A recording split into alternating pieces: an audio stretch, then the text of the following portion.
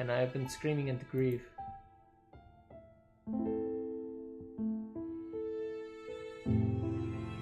I think that is by far the saddest death of all the characters.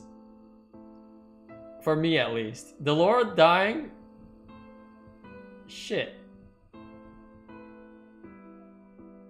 Well, time to end the series now. My favorite character died. Oh, that sucks. I don't remember being tucked into bed. In the silence of the dark night, I can feel the absence of Delora like a hole in my chest.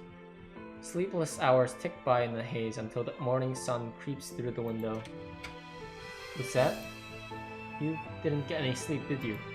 I shake my head. I wish I could give you the time to grieve. She died protecting me. I cover my face with my hands, and hot tears that I thought had dried out begin pouring from my eyes again. Both of them, Garland and Delora, died because of me. This is my fault. If I was strong enough, I could have... No, Princess. If it is anyone's fault, it is mine. Both Delora and Parfait keep owning up to this blame. But do either of them both deserve any of it? Your mother and I were like sisters once. I couldn't bring myself to hurt her. Because of that, I didn't act in time to save her from the TB's corruption. If you are seeking to blame anyone, blame me. I am responsible for this needless pain. All because I could not stop Hildur. I was too afraid, and now I'm too weak. But what could you have done? Mother's... I don't think anyone could stop Mother. The Lucis and the TB are inextricably linked to each other and to their bearers. The crystallum cannot exist without one another. If one is destroyed, so is the other. What are you saying? We can stop Hildur if we destroy the Lucis.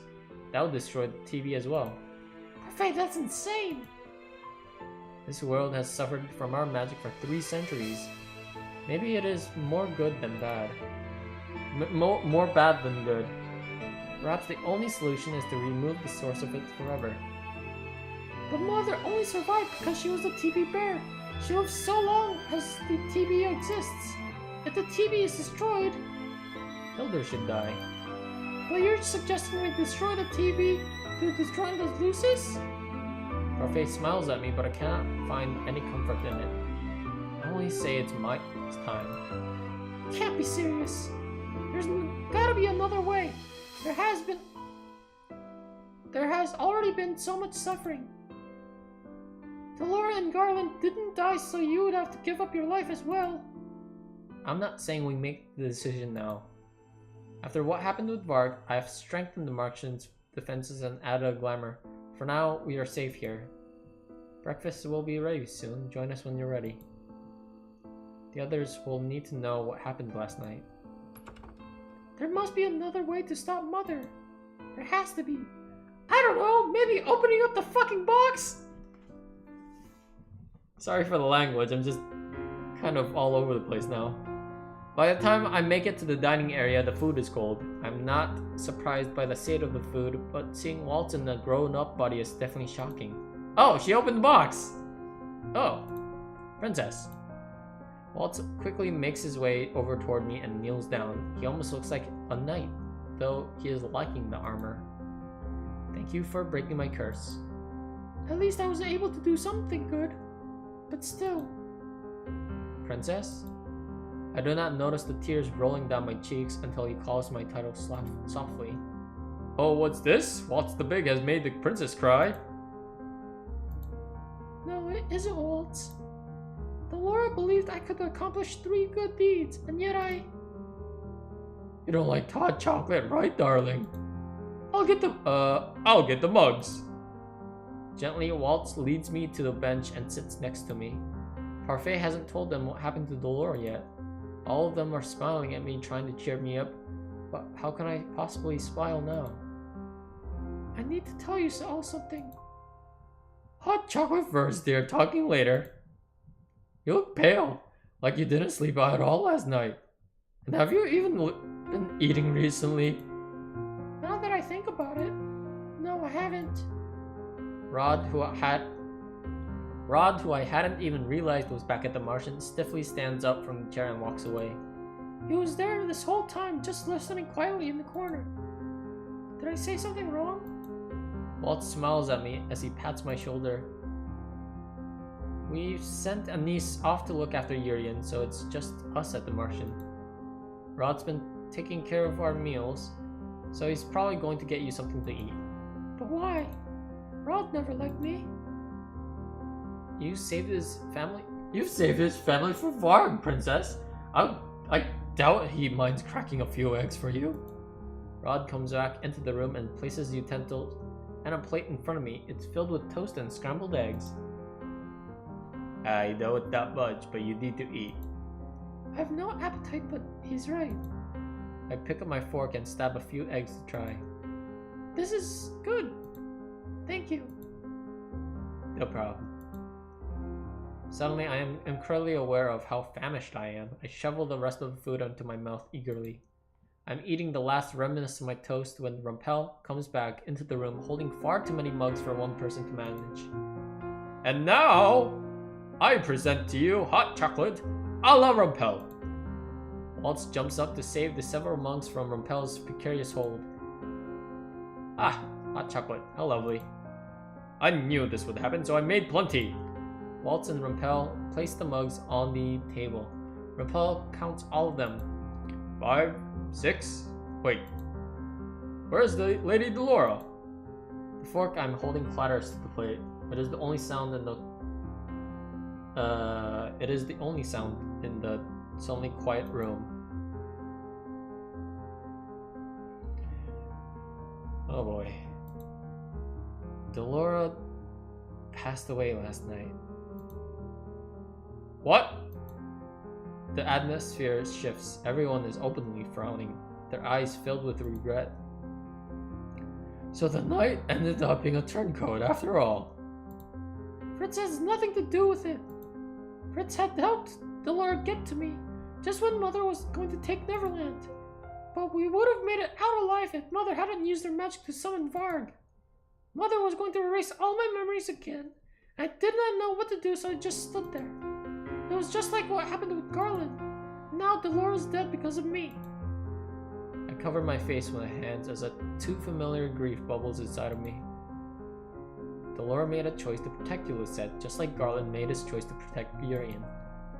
The only thing we can do now is to make sure their sacrifices weren't in vain. Here. Gently, Waltz gently pushes a mug toward me. If there's one thing Delora taught us, it's that hot chocolate makes almost everything better. I stare at the mug and remember the last time I had hot chocolate with Delora. I would never have thought the drink I shared with her so many days ago would be the last. I bite my lip to keep myself from crying. So what do we do now? The plan hasn't changed. We still need to stop Hildur and save the king. But how is the question? Waltz's voice is quiet. Lady Parfait? Does he know what Parfait plans to do? You know as well as I do that there's only one way now, Waltz. Parfait quickly explains what she told me about destroying the Lucis and to destroy the TB. But if we do so by destroying the Lucis, you will die. I refuse to let that happen, Lady Parfait. Delora sacrificed herself to have Lady Princess Lucette. Oh god. This is a tough sentence in this voice. Okay. Dolores sacrificed her life to have Princess Lucette bring back Neverland, and now you're telling us that was useless and there's no other way? If any of you have an alternative, please tell us. I don't want to lose any more of you over my mistake. Well, we can't lose you either. I have a suggestion. I do? Let me get this straight. Lady Parfait is going to act as bait to lure Hildur out of the palace and to the gates. And the rest of us will help distract her long enough so that you can get to your father. Once the king is safely at the Martian, Mother cannot use him as a bargaining chip anymore. After that, we'll have nothing left to lose. We'll be able to go all out against Mother. The efforts we spared in bringing back Neverland will not go to waste. Waltz will use his magic to give up the other... Oh dear. Waltz will use his magic to give us the upper hand. Though, to be honest, I would like to try and reason with her one last time. What? She's killed 2 people! And just wrecking havoc all over town. I'm pretty sure after the first person killed, that there's really no logic or reasoning left in the person. Princess, Hildur cannot be... I cannot accept that your death is the only thing that will achieve our goal in stopping Mother. You told me before that Mother was a kind person. If I could somehow reach out to who she used to be, then perhaps it's possible that we could end this without any additional bloodshed. Everyone turns silent. Their faces grim. I know this is not the best and most concrete plan, but please let me try it. I want to hope that the person my person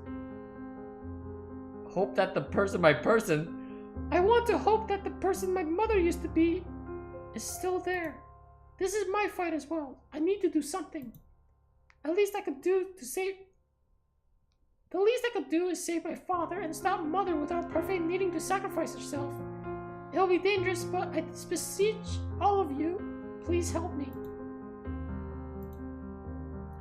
I want to believe that my old friend is in there as well. Okay, let's do this. No! I predict 3 people dying in this plan already. One is Varg, because I know I'm gonna get the bad ending. One is probably Waltz, because she's gonna do something noble. And then one is Parfait, because she's definitely gonna die at the end anyways. Though I tried my best to convince him that I need everyone outside distracting Mother, Waltz insists on coming with me instead. Waltz really should be helping everyone distract Mother. Though I admit, I'm glad he's here with me. He's not in his room. Where are we looking for the king next? The throne room. He should be there. He was always there in the throne room whenever Mother left the palace.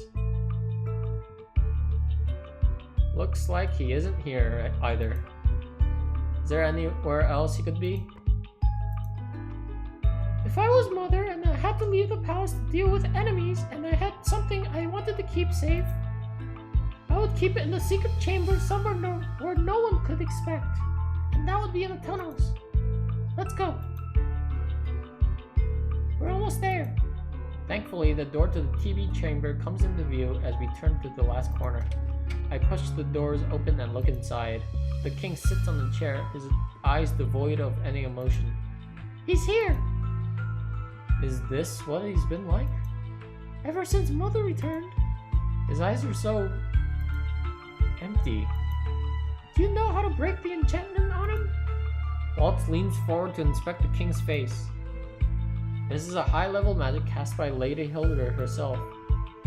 This isn't something I can break, unfortunately. It's something that the king will have to break out of on his own. Well, would you look at what the cat dragged in? Varg! I look closely at Varg and notice that the usual cockiness and mirth are gone, replaced with something that looks like melancholy. He looks like he's in pain. You shouldn't have come here. He stares at us blankly. Waltz moves to stand in front of me, barring me from Varg and the king. If I had my way, I wouldn't hurt her, but that's not how it works. What are you talking about?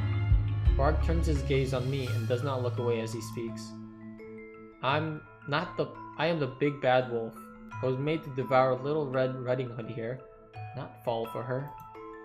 Varg loves me. Varg laughs, but it is a dry, humorless laugh. He looks surprised. Is it really so hard to believe that I have the ability to love someone?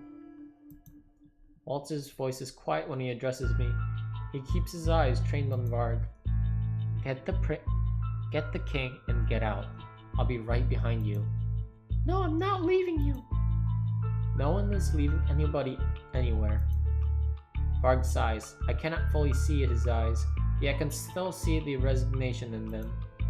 I have orders to keep you here. Strict orders.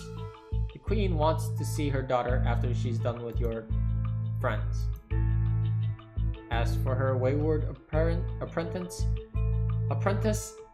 well, I was told you could be dead or alive. If you think I'm letting Lucette stay, your opinion doesn't really matter. I'm sorry about this, princess. I'm suddenly shoved to one side. I land heavily on the floor, my head thudding hard against the wall behind me. Lucette! Waltz turns toward me but before he can move, he is blown back past Varg and the king. He crashes to the wall to the opposite side of the chamber. Waltz! The element of surprise is so delightful. Mithros, what did you do? I glance once more at Waltz, but he is not moving. I struggle up to my feet. You're not going anywhere. Before I can track his movements, Varg is already at my back. He pulls my arms back behind me so fast, I have no way of resisting him. I can do nothing but watch as Mithros advances on Waltz. Stop fighting, princess. I can feel his warm breath brush my ear as I fidget. I don't want to hurt you. You already have. I turn my attention away from Varg and glance back at Mithros, who is still slowly walking toward Waltz, his expression tight with anger. You were always the favorite, always the precious little student. And then you betrayed her? For what? Our queen would have given you the world, yet you took her trust and threw it out in the mud. But let me enlighten you. You're not needed anymore, Waltz. I cannot let this happen. Ajuva! Varg's grip on my tightens. I can hear the disappointment in his voice when he speaks. It won't work this time, princess. My heart plunges to my stomach. After you and the fairy left, what do you think the queen did, What are you talking about? She wasn't pleased with your little knight's disobedience. And at that point, well, it didn't take much. What did she do to Fritz? A little push. Just like that, and Fritz has disappeared. Gone. Gone? Repeat the word hollowly, letting it sink into my mind and my heart. It's like he was never there, and all you have is now me.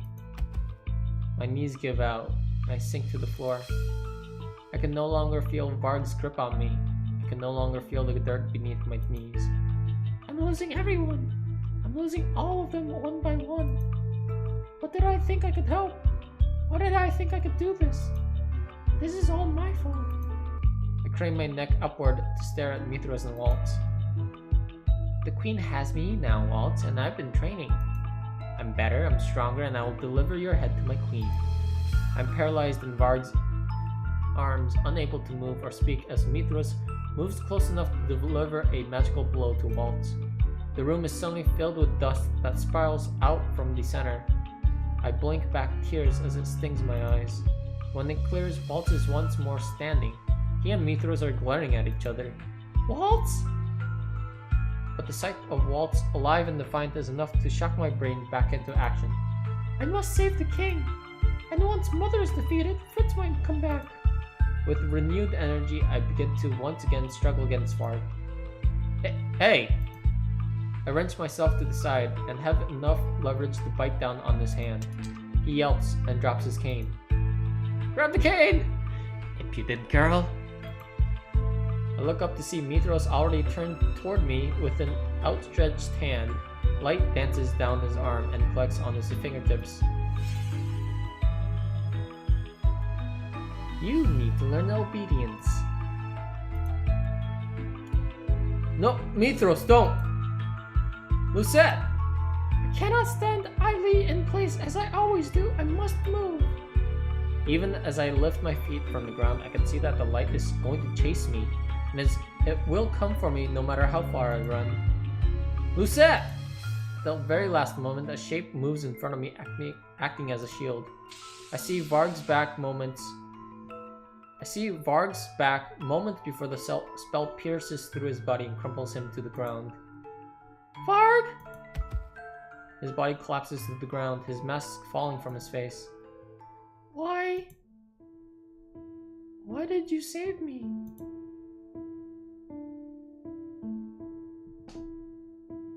What do you know?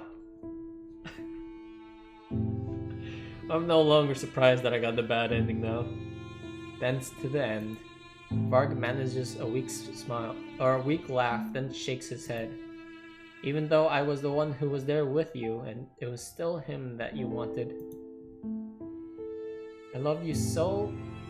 I loved you just as much, and yet... You would never choose me, would you? No, you wouldn't. Because this big bad wolf doesn't have a happily ever after to begin with. Fading away like this hurts less than having to come to terms with that. I can hear the click of Mitros' shoes to the tile. His voice is filled with amusement. Even Walt seems to be too shocked to move. I knew there was a reason for your sudden disobedience. I suppose I should have expected this. Dogs always love their mistresses. Varg reaches up to touch my cheek.